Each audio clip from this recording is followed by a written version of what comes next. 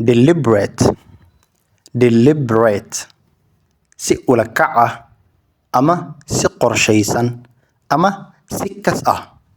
Waxaad si kas ah oo qorshaysan oo ula kac ah u samaysay ayaa waxaa la yiraahdaa deliberate. He made a deliberate choice.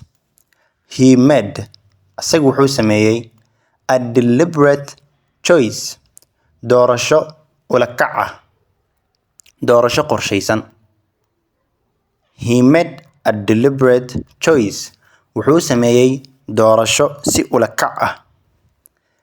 She spoke in a deliberate manner.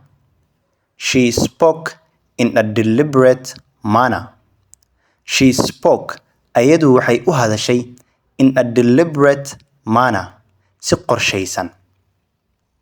She spoke in a deliberate manner.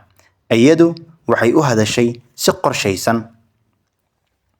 Deliberate actions lead to better results. Deliberate actions lead to better results.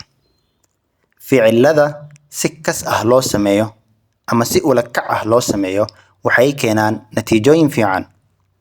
Deliberate actions, ficilada si ula kac ah ama si qorshaysan ama si kas ah loo sameeyo, lead to better results, waxay keenaan natiijooyin wanaagsan. Ileen waad qorshaysay oo si baaran degtay, marka waxay keenayaan natiijooyin wanaagsan.